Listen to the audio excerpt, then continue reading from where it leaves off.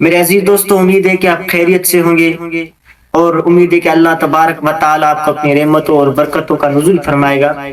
تو میرے عزیز دوستوں، آج میں جو آپ لوگوں کے سامنے ایک موضوع لے کر آیا ہوں وہ ہے توبہ۔ گناہ کا ارادہ بھی آپ کے دل میں نہ آئے۔ تو اسی حوالے سے نبی رحمت جان عالم صلی اللہ تعالی علیہ وسلم فرماتے ہیں کہ ایک شخص تھا جس نے 99 قتل کیے تھے۔ 99 قتل بڑی بات ہے، ایک بندہ جو 99 قتل کرے۔ آج کے دور میں آپ لوگ حساب لگائے کہ اگر کوئی شخص اتنے زیادہ قتل کرے تو اس کا حال کیا ہوگا۔ تو نبی رحمت جان عالم صلی اللہ علیہ وسلم فرماتے ہیں کہ اس شخص نے 99 قتل کر دیے، 99 لوگوں کو قتل کیا، اور اس نے سوچا کہ پتہ نہیں میرا حال کیا ہوگا، آخر میرا رب میرے ساتھ کیا حال فرمائے گا۔ تو اس شخص نے معلومات کی کہ کسی عالم دین کے پاس جاؤں، اس سے پتہ کروں کہ میرے گناہوں کی یہ سزا ہے، میں نے اتنے گناہ کیے ہیں، آخر میری حالت کیا ہوگی۔ تو وہ کسی عالم دین کے پاس گیا اور اس نے کہا کہ میں نے 99 قتل کیے ہیں، کیا اللہ تبارک و تعالی میری بخشش فرمائے گا، میرے گناہ معاف فرمائے گا۔ تو اس عالم دین نے کہا کہ تم نے 99 لوگ قتل کیے ہیں اور تم مجھ سے بخشش کے بارے میں پوچھتے ہو؟ نہیں، تمہاری بخشش بالکل نہیں ہو سکتی۔ تو وہ شخص نے میان سے تلوار نکالی اور اس عالم دین کا سر قلم کر دیا۔ پھر اس نے سوچا کہ اب تو میں نے 100 قتل کر دیے ہیں، میں نے 100 لوگوں کو مار ڈالا ہے، اب میرا کیا ہوگا۔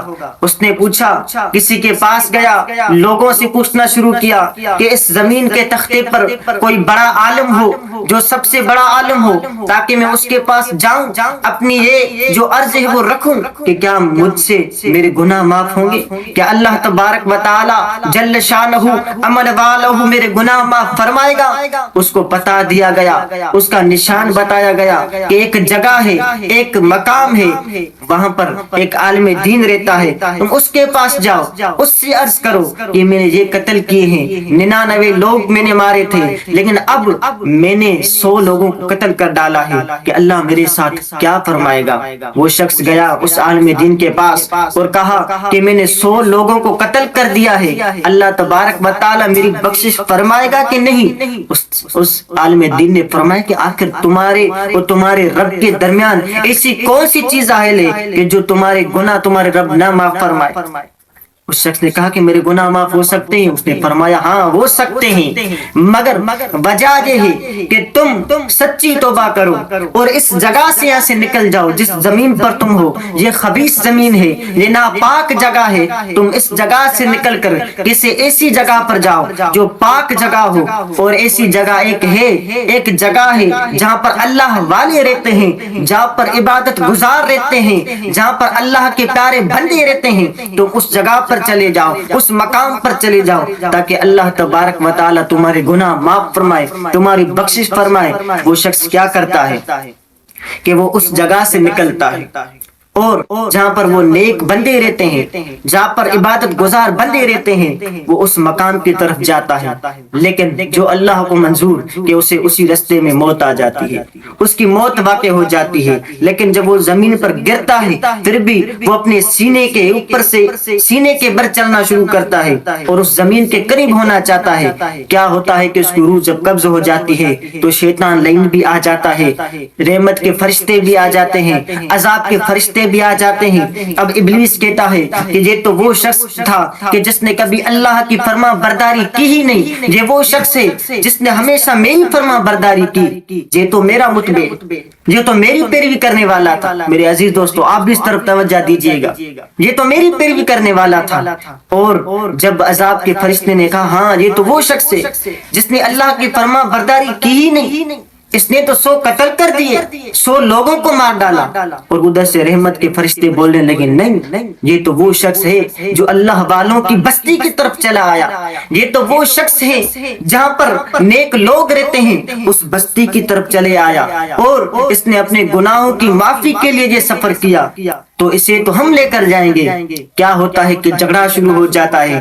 اللہ تبارک و تعالی ایک فرشتہ بھیجتا ہے, وہ بھی انسانی شکل میں. وہ آ کر کہتا ہے کہ آخر کس بات کا جھگڑا ہے, تم لوگ ایسے کرو کہ اس کی پیمائش کرو زمین کی, کہ یہ شخص جہاں پر آ کر اس کی وفات ہوئی ہے کہ یہ اللہ والوں کے قریب ہے, یا اس جگہ سے جس جگہ سے یہ سفر کر کر آیا ہے اس بستی کے قریب ہے, جس بستی کے زیادہ قریب ہے اسے وہ شخص لے کر جائیں.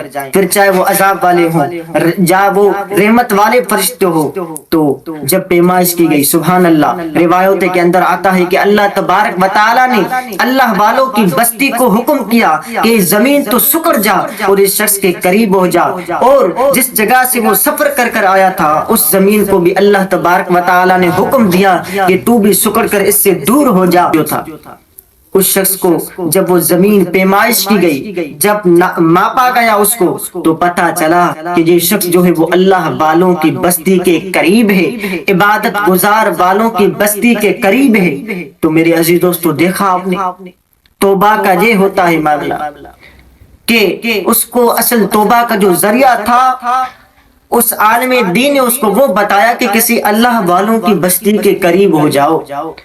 تو اس واقعے کا اس آیت سے کیا کنیکشن ہے؟ وہ یہ ہے کہ توبہ آپ لوگ کریں مگر کسی اللہ والوں کی صحبت کو اختیار کریں, کسی اللہ والے کا ہاتھ تھام لے.